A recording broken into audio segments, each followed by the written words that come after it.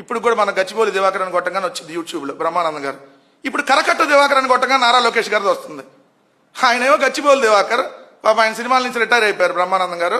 ఈయనేమో ఇప్పుడు కరకట్ట దివాకర్గా ఈయనే క్రికెట్ అందరికీ మహిళలకు ఎలా క్రికెట్ ఆడాలి, ఈయన స్టేడియంలో లేకపోతే అసలు భారతదేశం ఏదైతే మన ఇండియన్ క్రికెట్ టీం, మహిళల క్రికెట్ టీం అసలు వరల్డ్ కప్ గెలిచేదే కాదు.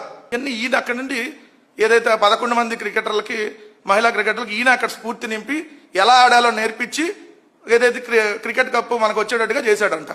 సిగ్గు శరం ఏమన్నా కొంచెమన్నా ఉందా? అసలు ఏమన్నా అసలు ఏం మాట్లాడుతున్నారో ఏం చేస్తున్నారో కనీసం సోయన్నా మీకుందా? ఇంకో ఆయన హుద్దుని హుద్దు అన్నాడంట, అరంగానే హుద్దు ఎగిరిపోయిందంట. తిత్లీని తన్నేశాడు, లేదంటే మోకరిల్లింది.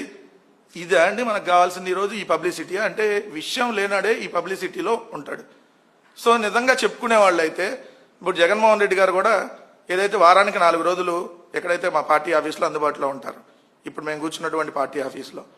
సో రోజుకు 300 మంది కలుస్తారు. ఎక్కడన్నా నేను రోజుకు 300 మంది కలుస్తున్నా అని చెప్పి ఆడన్నా పబ్లిసిటీ ఉంటుందా?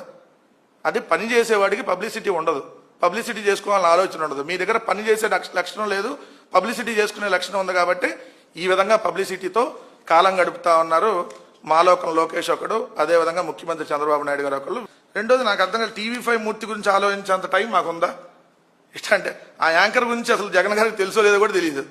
ఆయన ఒక పిప్పి రకం గాడు, వాడి గురించి మేము అసలు డిస్కషన్ చేసేది ఏంది? అతను చేసేటటువంటి అతి చాలా ఎక్కువ ఊహించుకుంటున్నట్టున్నాడు ఆయన.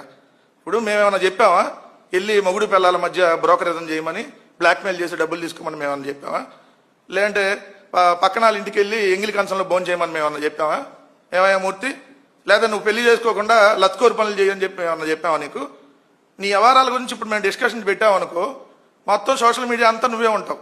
విజయవాడ నుంచి హైదరాబాద్ దాకా ఎక్కడెక్కడ మన వ్యవహారాలు ఏంటి, మన కథలేంటి, మనం పడ్డ కథలేంటి, మనం పడిచ్చినటువంటి కథలేంటి, మనం చేసినటువంటి బ్లాక్మెయిల్స్ ఏంటి, అవన్నీ చాలా పెద్ద డిస్కషన్ మనం పెట్టాలంటే మాకు అంత టైం లేదు. ఆయన గురించి ఆలోచించేటటువంటి అంత టైం లేదు మాకు. ఈరోజు రాష్ట్రంలో ఉన్నటువంటి సమస్యలు ఏంటి, ఆ సమస్యల్ని ఏదైతే ప్రభుత్వం దృష్టికి ఎలా తీసుకెళ్ళాలి అనేది మాకున్నటువంటి పని.